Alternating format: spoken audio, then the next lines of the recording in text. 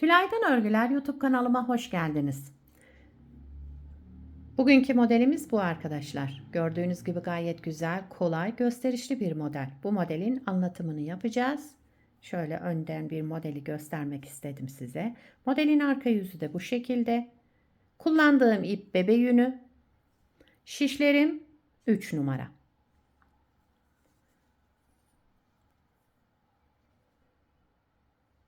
Dilerseniz yapım aşamalarına geçelim.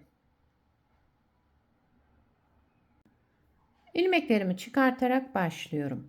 Bu modelde ilmek sayısı yok. Yani 1 ve 1'in katları diyelim. İstediğiniz sayıda yapabilirsiniz. Yapacağınız örgüye göre tabi. Şöyle ayarlayalım ilmeklerimizi. Birkaç sırada haroşa lastik yapacağım. Diğer parçama hazır lastik uygulamıştım. Bu parçada haroşa lastik üzerine başlayalım. Hangisi hoşunuza giderse o şekilde devam edebilirsiniz. 2, 4, 6, 8, 10, 12, 14. Evet, 14 ilmekle ben lastiğimi tamamlayıp geliyorum. Düz öreceğim. Hem ön yüzünde hem arka yüzünde. Evet, şöyle bir iki diş haroşa lastiğimi tamamladım. Model 6 sıradan oluşuyor. Hep bu 6 sıranın tekrarını yapacağız. Birinci sıra ön yüzündeyim. Kenar ilmeğinden sonra bütün ilmeklerimi düz örüyorum.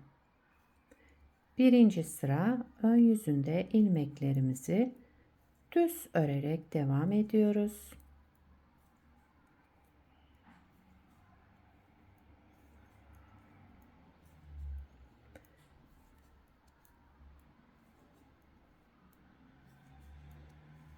Evet. Birinci sırayı düz örerek tamamladım. İkinci sıra arka yüzündeyim.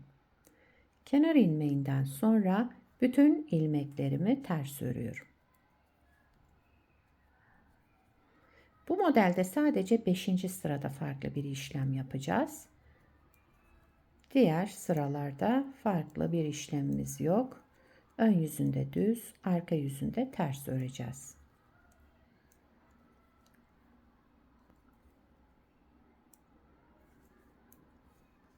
Evet. 3. sıra ön yüzüne geçtim. Kenar ilmeğinden sonra yine bütün ilmeklerimi düz örüyorum.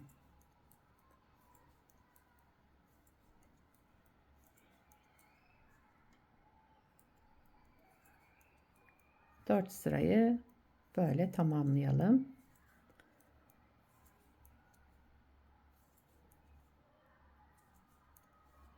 Evet, 3. sırada düz örerek sıramı tamamladım. 4. sıra arka yüzündeyim. Kenar ilmeğinden sonra bütün ilmeklerimi ters örüyorum.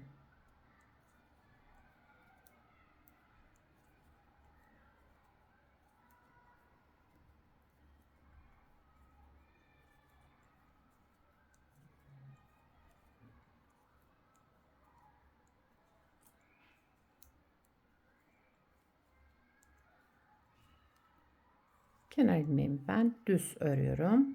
4. sırayı da ters örerek tamamladım. Şöyle ön yüzüne geçtiğimizde bakın 4 sıra düz örgümüz oluştu. 5. sıra ön yüzündeyim. Şimdi burada farklı bir işlem yapıyoruz. Buraya dikkat edelim. Kenar ilmeğimi ben örmeden aldım. Kenar ilmeğinden sonra bir artırma ilmek yapacağım. Onu da şu şekilde bakın şöyle aldım. İpimi şöyle yapıyorum, alıyorum. Bir ilmek burada artırma yaptım. Bu ilmeği yürüteceğiz sıra sonuna kadar. Zincir dikiş gibi olacak burada. Kenar ilmeğini yürütmüyoruz. Bakın bir ilmek artırma yapıyoruz. Bu bir püf noktası. Bazı örgü modeli anlatanlar da şurada kenar ilmeğini yürütüyorlar. Onda o zaman örgüde yamukluk oluyor. Buna dikkat edelim. Bir ilmek artırma yaptıktan sonra bir ilmek düz ördüm. Artırma yaptığım ilmeği bakın önden sol şişimi aldım. Diğerini bıraktım. Arka taraftan aldım. Ördüğüm ilmeği. Bu öne aldığım ilmeği düz ördüm. Bir sonraki ilmeğimi de düz ördüm. Yine şu ilmeğimi öne alıyorum. Bakın şöyle sol şişimi aldım ön taraftan. Diğerini bıraktım ve arka taraftan aldım. Tekrar bunu düz ördüm. Bir ilmek düz ördüm. Yine bu ilmeğimi öne alıyorum. Sol şişime ön taraftan aldım. Diğer bıraktığım ilmeği de arka taraftan sağ şişime aldım. Ve bu yürüttüğüm ilmeği düz ördüm. Örmeyi unutmayalım burada. Bakın şöyle bir zincir dikiş gibi oluşacak burada. Bir sonrakini düz ördüm. Bu yürüttüğüm ilmeği ön taraftan aldım. Sol şişime, diğerini bıraktım ve arka taraftan sağ şişime. Bunu düz ördüm. Bir sonraki ilmeğimi de düz ördüm.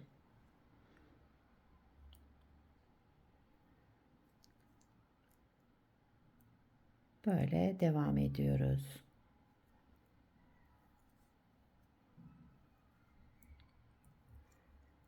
Bir ilmek düz. Bir önceki şu yürüttüğüm ilmeği de ön taraftan sol şişime aldım. Diğerini bıraktım ve arka taraftan aldım sağ şişime. Bu zincir yürüttüğümüz ilmeği düz olarak ördüm.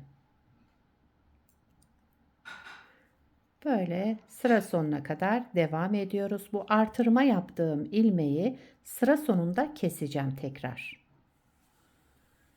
Kesmezsek ilmek sayımız artar. O ilmeği kesmeyi unutmayalım. Sıra başında kenar ilmeğinden sonra artırma yaptık. Sıra sonunda o ilmeği kenar ilmeğiyle beraber örerek keseceğiz.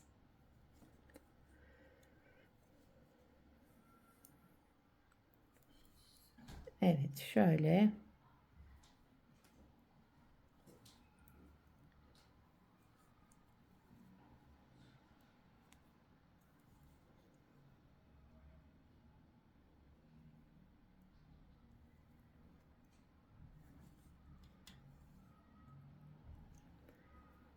son şöyle 2 ilmeğim kaldı. Onları da aynı işlemleri yaparak ilmeğimizi tamamlayacağız.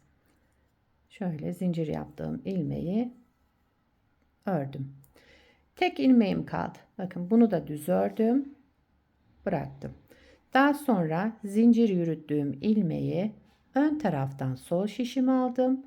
Diğerini bıraktım. Arka taraftan sağ şişimi aldım.